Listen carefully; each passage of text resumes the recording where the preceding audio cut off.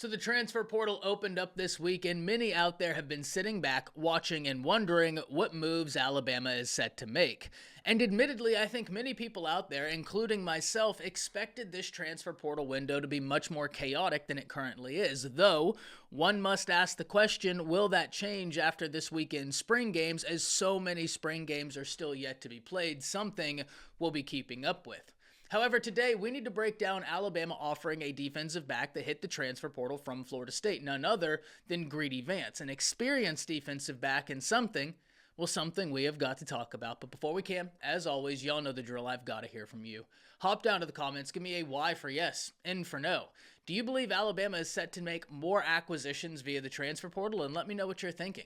If you're new to the channel, be sure to subscribe. Hit that bell notification as I do constant college football content. You don't want to miss any of it, and if you enjoyed the content, be sure to like and comment down below, as those interactions seem small, but they truly are massive to content creators such as myself. But having said all that, let's jump right into this. And as I alluded to in the intro, this transfer portal window hasn't created the fireworks that myself and so many people expected there to be. Now, as I also alluded to, there are so many spring games that have yet to be played, and this situation could change after those spring games happen. So this is something we're going to watch closely through the coming weeks. But I do want to point out that Alabama has already made a massive move in the transfer portal, and that's getting back Kaden Proctor. And I know that's not exactly news, but it is official now. It is something that as Alabama fans, you can actually start looking forward to, getting Kaden Proctor back and getting that competition at the tackle position going, because that was an area of need, was offensive line depth. Kaden Proctor really helps that situation. But Kalen DeBoer also talked about Alabama needing help at the defensive back position, not necessarily from a talent perspective, but from a numbers perspective. We've talked time and time again that I think Alabama has got an incredibly talented group of defensive backs, but they are just really young.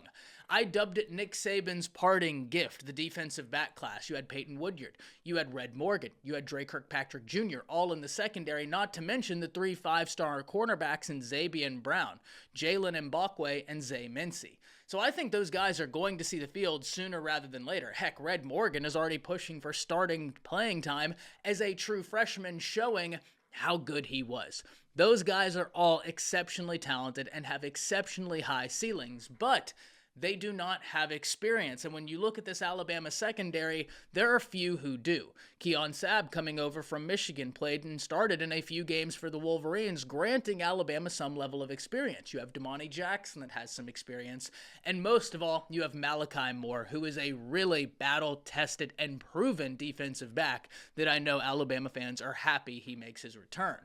The question is, what experience do you have outside of that? What's this secondary going to look like outside of that? Then inserts the transfer portal conversation. Because one of the interesting things about the transfer portal that we talk about all the time is that there's an intersection that you're looking for. What's that intersection, you may be asking? Well, it's eligibility along with experience. Now, it all depends what you're looking for. In the case of Alabama, you know you have a ton of guys on your roster that have a lot of eligibility. A Jaleel Hurley has some eligibility left. All these freshmen have eligibility. Damani Jackson has some eligibility. So you know that you have that. The question is, do you have the experience you want? That's where you're kind of falling short. And granted, some of those guys I listed, if they have a big season, they're going to be making some decisions. But at the end of the day, if you can help it, you want to get someone out the transfer portal like a Keon Sabb that has some experience, that can come in and help you, but has got a tremendous amount of eligibility left. That way you can continue building off of what they do year one. Greedy Vance is a cornerback from Florida State who would certainly solve the experience issue Alabama has in their secondary, as he is a very experienced defensive back. He has played slot corner or nickel corner for Florida State. Though he didn't start all year, he did appear in almost every game, if I'm not mistaken. He started in 4 or 5 of them. And this is a question I have had. What's the balancing act going to be for Kalen DeBoer and company? What do I mean by that? Well, in the case of a Greedy Vance, he has the experience, but will he be able to lock down the job full time? Will he be able to keep at bay some of these very talented freshmen throughout the season if he is to come to Alabama? That's an interesting question, and one I'm really excited to see, but it also begs the question, why are you transferring? if you're looking for a place to be an unquestioned starter from start to finish of a season, it's going to be really interesting to see what this looks like. At the end of the day, Greedy Vance certainly has the experience, but we have to wait and wonder, will Alabama push?